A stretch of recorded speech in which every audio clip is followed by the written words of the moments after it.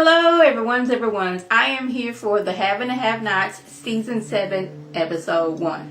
If you're new to my channel, welcome. If you're returning, you're a family member, you're one of my peoples, welcome back. Now I know y'all probably tired of me wearing a scarf every video, but my box braids is looking really raggedy and I'm waiting till Friday to take them down. I tried to do the 2 months. But I'm only going to make it like a month and a half because it's got extra hot here in Texas and your girl is sweating and I need to take these box braids down before I going to pass out somewhere. So, back to the show.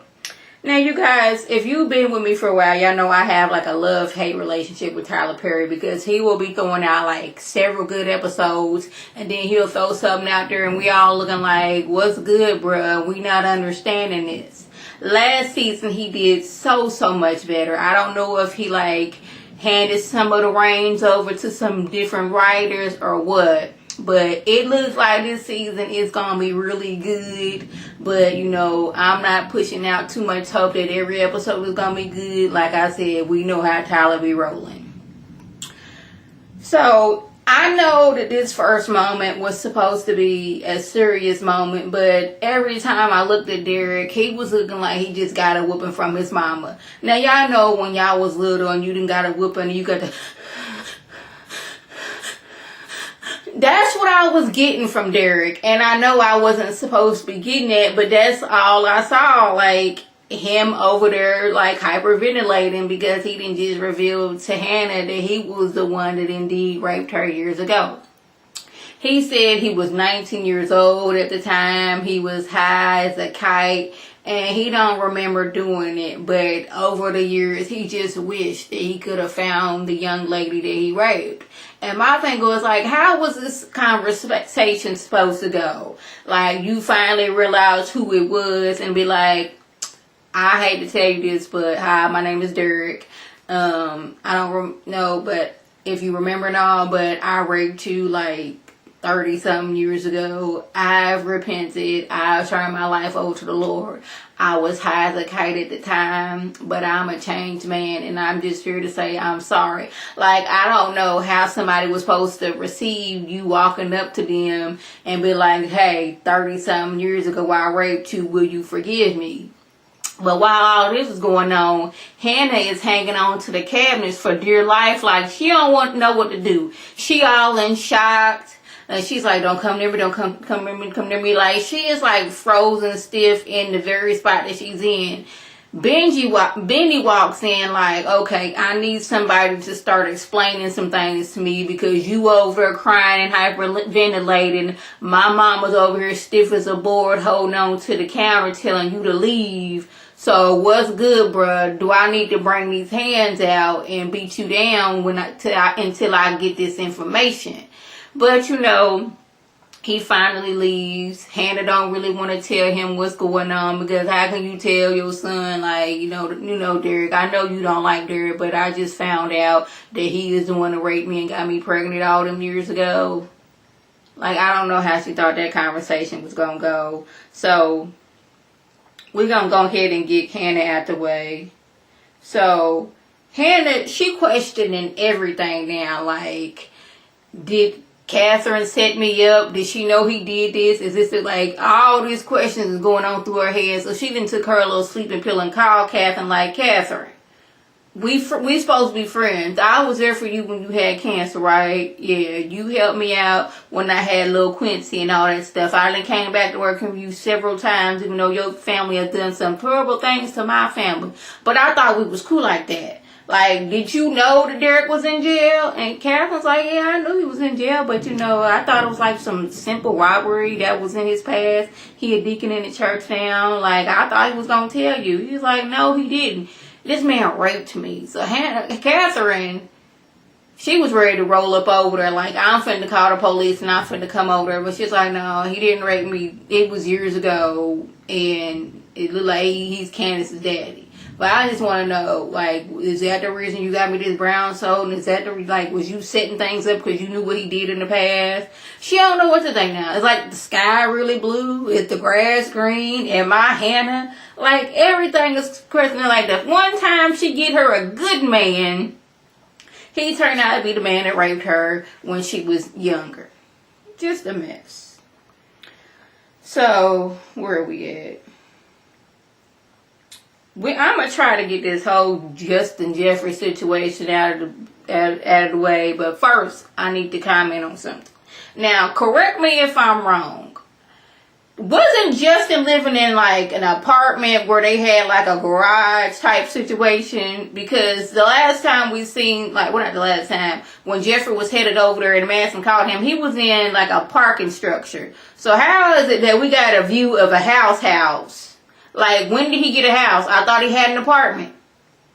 Somebody answer me these questions. But I know one thing, Tyler, you are not going to have this whole entire season us having the same scene over and over with Justin and Jeffrey just at different locations and wearing different outfits. We are not going to do this for yet another season. Y'all know how that goes because we didn't see it ever before. Please stay with me. I love you. I've never loved somebody more than I love you right now. You made me this way. I'm going to kill myself. Yada, yada, yada. The same thing over and over again. And Jeffrey keep on going back. But Jeffrey this time was like, maybe we should do therapy. You know, couples therapy. But you go first. You know, you get your issues out first. Then we can, like, you know, do couples therapy together. But you need to talk to somebody and you need to, like, talk to somebody fast.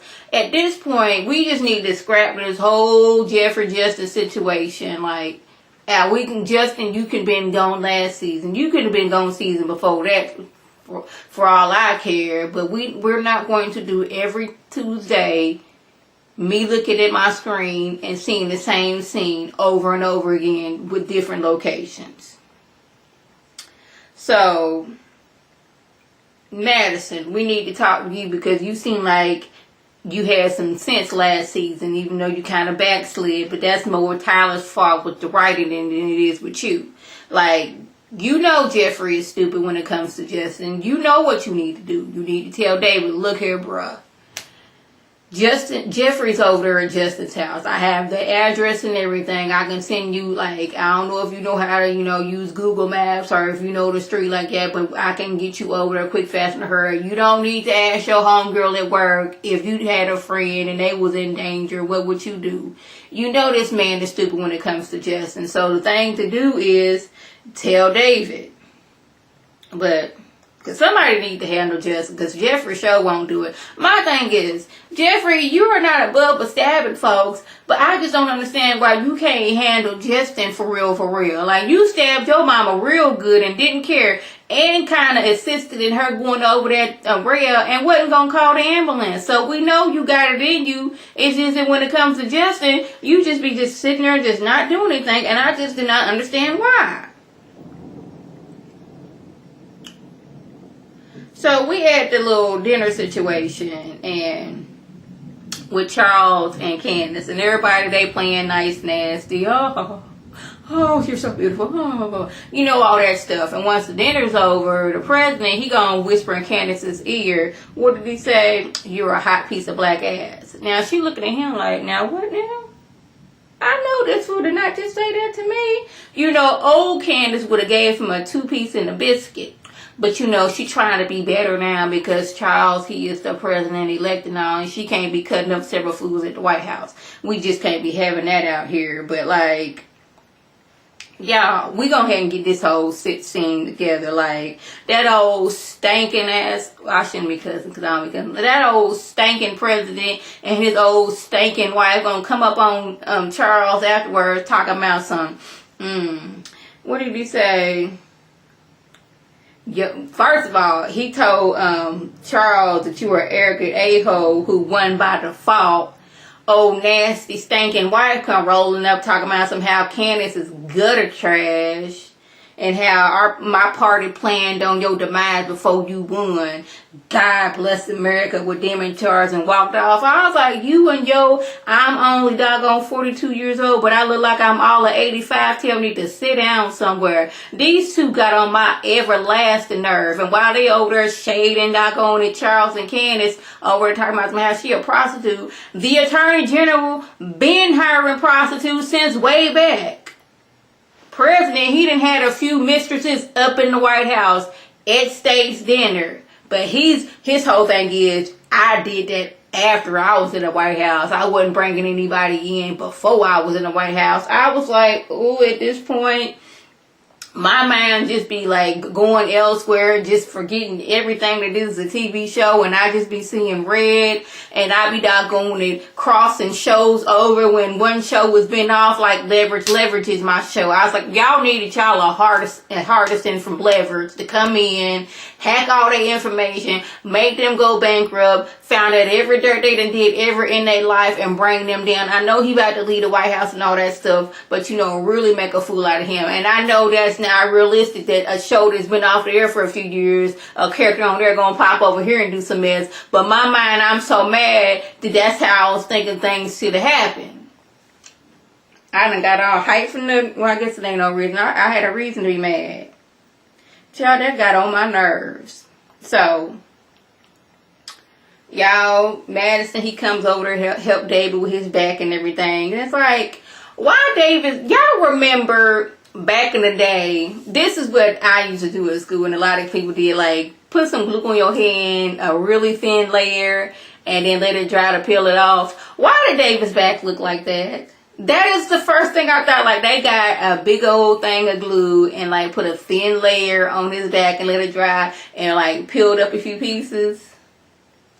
I guess Tyler's trying to go for more realistic, scenes, because when David first got his back blown off, it wasn't realistic at all, because, like, this man should have been, went into surgery to get all this burnt and dead skin off his back, and he shouldn't be wide awake and up and talking and all this other stuff. And of course, eventually he did get the surgery, all that, but, like, this is like a realistic scene, like, okay, this man's skin is coming back, it's scabbing and all that stuff. I just thought it looked very reminiscent of, like, dry glue that you used to peel off your hand. But he wants to know where Jeffrey's at. Madison, he's playing like, I don't know where he's at, call him. He calls, he ain't trying to answer, use my phone. Alright? He trying to call Jeffrey. He can't answer because Madison's like, we having dinner right now. Like, first of all, Jeffrey was stupid to be eating at that man's house. And that was one, because you don't know what that man to put in your food. So, he already crazy. He'll take both of y'all out just so you wouldn't be with nobody else. So, Madison finally tells David, look here, Jeffrey, he over at Justin's house. I got the address. I'm going to give it to you. He's like, all right, cool. Now, back with Charles and Candace, they sitting in the car and they talking about how that old raggedy president and his wife was being all shady towards him. And like, how you gonna be shady towards somebody and you ain't even got your food flavored right? I know you not the one doing the cooking, but you could have told them people in the kitchen, put some flavor in his food. It was very doggone and just bland as all get out while y'all trying to shade folks and you can't even have your food seasoned right.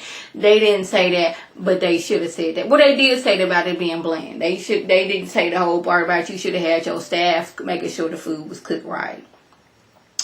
But lastly, David, he pop up at Justin's house. He banging on the door and Jeffrey's like, I know that knock. That's my daddy's knock. So this fool gonna run into the bathroom. Like, why are you running into the bathroom? Like, really? Your daddy wasn't there to beat you down. He was there to beat Justin down. So he bum rushes into the room like, Jeffrey, where Jeffrey at? Justin then pulled a gun out from under the blanket on the couch and then put it to David's head. And Dave was like, if you gonna put that to my head, you better use that thing. He's talking about this is breaking and entering. Now, I'm going to say this right here. Jeffrey, all the craziness he done to you, all the mess he done to Madison, him trying to kill your mama, all that should have went out the window. When he put that gun to your daddy's head, that's when you should have came in swinging. I know you don't really care too much about your mama, and you and Madison just kind of get together, and you, for whatever reason, you just go stupid when it comes to Justin. But once that gun went to your daddy's head, this is when you need to snap out of whatever doggone mind control he got over you, and you need to start swinging. This right here should tell you need to leave Justin alone now and forever and for good. Ain't no more accepting calls, block his number, get a new number if you need to. But if I come back and you see this man got a gun to your daddy's head and you don't do nothing and you try to be all play it nice, you cancel for me, and I don't even be canceling people like that. So that was the gist. If I left anything out, hold on, let me see if I left anything out. So we talked about him hyperventilating, crying. We got that. Hannah froze. You know, Justin tripping. Therapy. Yeah, look like I got everything. So yeah. If I left anything out, by all means, leave a comment below. If you're new to my channel, welcome. Feel free to subscribe. It's free all day, every day, free 99. If you're returning and you're a family member, you're one of my peoples, welcome back. Tell your people to tell their people to come over and be one of my peoples. Now, this is Lady T signing off. Have a good one.